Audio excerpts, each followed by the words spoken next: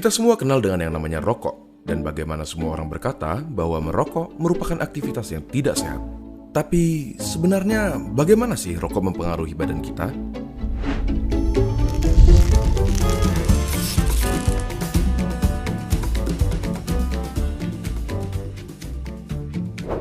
Coba kita mulai dengan komponen-komponennya.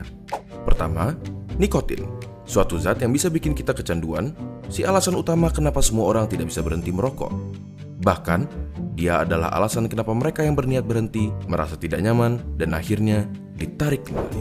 Selain nikotin, ada sekitar 7.000 bahan kimia lainnya yang terlibat dalam proses membakar satu batang rokok, di mana diantaranya ada beberapa yang akan menjadi aktif dan dapat merusak badan kita. Terlebih lagi, terdapat lebih dari 60 bahan kimia diantaranya yang diketahui dapat menyebabkan kanker. Dari sini, kita dapat mengambil kesimpulan bahwa merokok dapat merusak berbagai macam organ tubuh kita dan secara umum menurunkan kondisi kesehatan.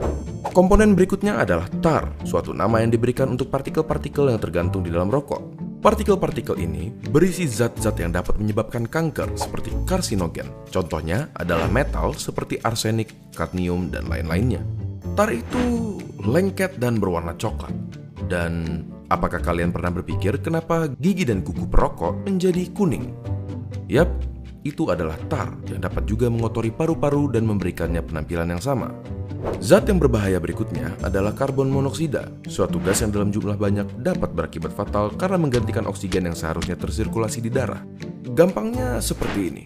Di darah terdapat sel darah merah, dan di sel darah merah terdapat hemoglobin. Pada mereka yang tidak merokok, oksigen mengikat ke hemoglobin dan diantar ke seluruh tubuh. Tetapi, karbon monoksida dapat meningkatkan dirinya ke hemoglobin lebih mudah dari oksigen, dan akhirnya menggantikan oksigen. Kalian mungkin berpikir, ya sudahlah, apa masalahnya oksigen diganti karbon monoksida? Sangat bermasalah. Karbon monoksida membuat darah semakin kental, dan pada aktivitas seperti berlari yang membutuhkan banyak suplai oksigen, organ-organ penting seperti jantung, otak, dan lain-lain jadi kebagian sedikit sekali oksigen dan dapat berakibat fatal.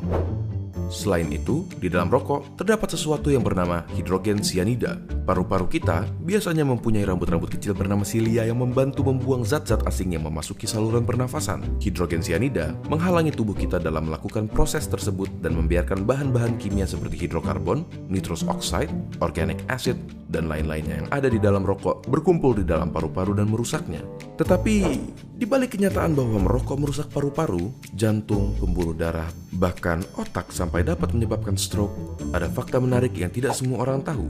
Suatu penelitian menyatakan bahwa merokok mengurangi risiko penyakit yang bernama ulcerative colitis, suatu penyakit di usus. Tetapi, rokok meningkatkan kemungkinan terkena Crohn's disease, suatu penyakit di usus juga. Apakah bebas dari ulcerative colitis sepadan dengan risiko-risiko lainnya?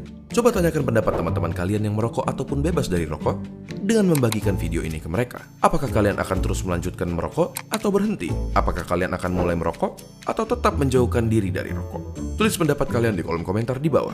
Terima kasih dan sampai ketemu di video berikutnya.